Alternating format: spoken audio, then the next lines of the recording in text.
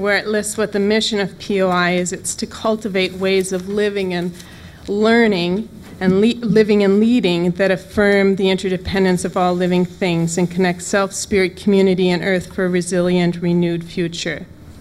You can see the vision and guiding principles of values of POI on the first page of the handout.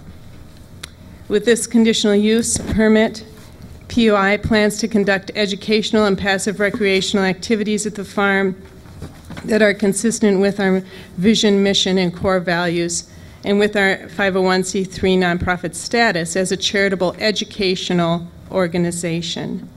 Examples of the programs and activities offered at Prairie Oaks Institute will include workshops, retreats, and educational seminars for individuals, families, and small groups.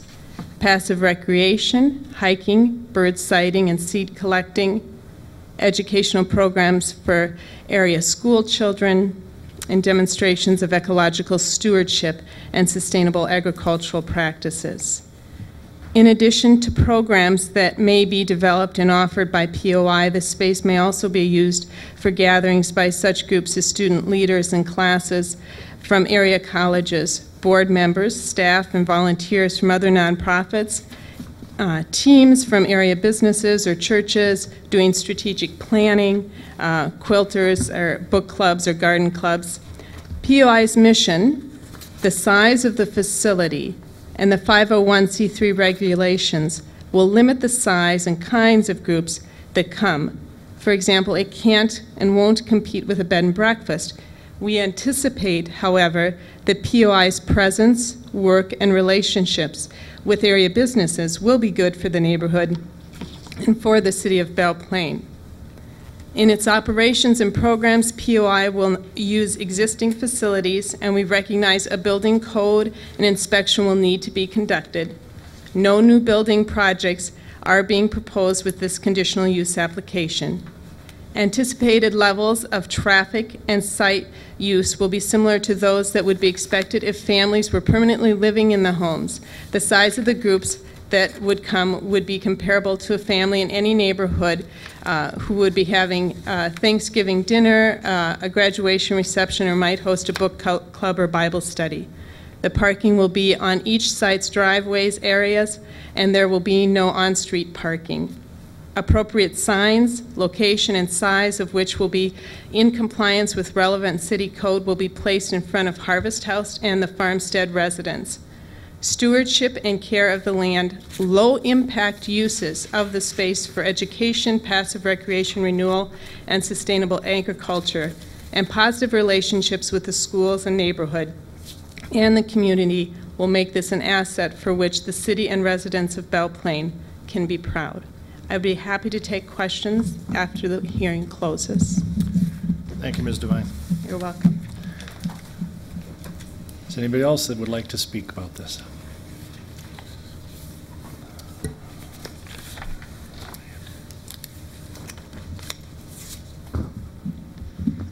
Mr. Mayor and members of the council, I am Antwisa Bryant and a friend and neighbor of the Divine family. I am a retired college professor from Minnesota State University, Mankato, and presently working as a psychology consultant for the Lesueur Henderson schools. So, and I'm also a next door neighbor to the institute that is being talked about. As a friend and neighbor, I have been familiar with the program that is being talked about, and even before the parents of Kim passed on, they have talked to us about it.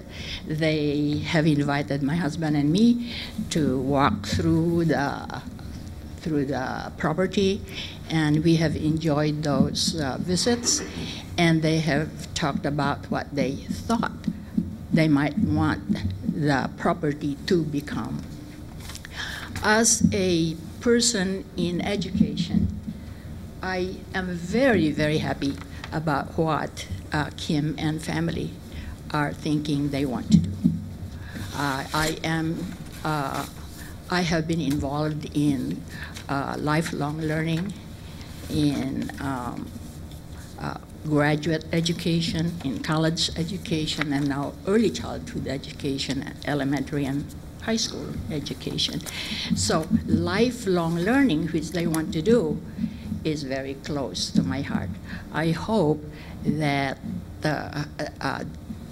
Kim will be successful in getting her conditional use permit, and I support it wholeheartedly. So does my husband. He is not here, but he sends his support also. Thank you. Thank you, Ms. Bryan.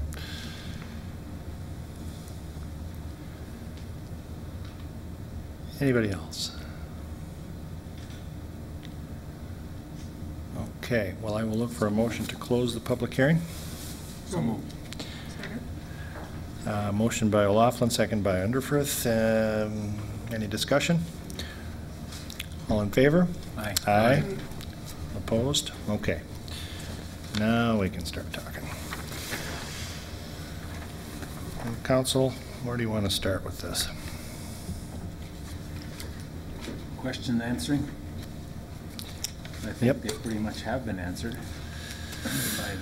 by The first gentleman, Mel's questions, why don't you ask them? The change of ownership. Who's Yeah. going to stay there, Yeah. and how many? and she said that. Mayor, council, I can shed some light on the sanitary sewer. Yep. As a city policy, we will not require them.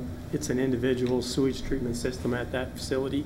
The city does not have sewer and water in front of that place, so it's not available for them to hook up to. And our policy is when it does fail, if we have sanitary sewer available at the time, they're required to hook. It has nothing to do with change of ownership.